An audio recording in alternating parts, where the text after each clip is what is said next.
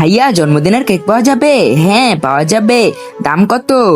আমার কাছে 100 টাকা এবং 500 টাকার কেক আছে, তোমার কোনটা লাগবে? আমার 100 টাকারটাই লাগবে, কিন্তু আমার কাছে কোনো টাকা নেই।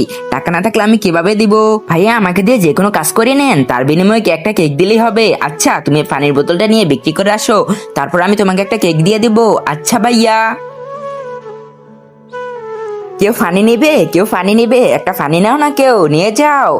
হ্যাঁ, কেউ একটা ফানি নিচ্ছে না। এখন আমি কি করে এগুলো বিক্রি করবো আর কেক নিয়ে যাব? আমার কিছু ভালো লাগতেছে না। ও মেয়েটা তো কান্না করতেছে, দাঁড়াও আমি ওর কাছে গিয়ে জিজ্ঞাসা করি তুমি কান্না করতেছো কেন। কালকে আমার ভাইয়ের জন্মদিন, তার জন্য একটা কেক নিব, কিন্তু আমার কাছে কোনো টাকা নেই এবং কেউ আমার কাছ থেকে পানি কিনতেছে না। আইডিয়া, এদিকে আসো।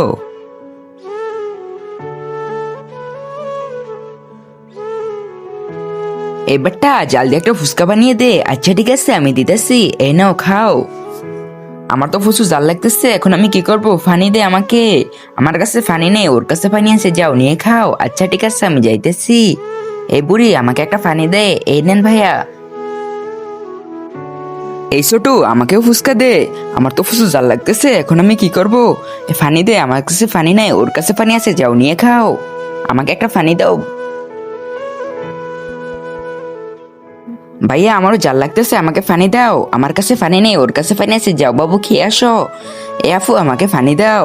তার আগে তুমি যে শয়তানকে ঘৃণা করে আল্লাহকে ভালোবাসে থাকো, তাহলে এই ভিডিওতে লাইক এবং চ্যানেলটি সাবস্ক্রাইব করে দিবে।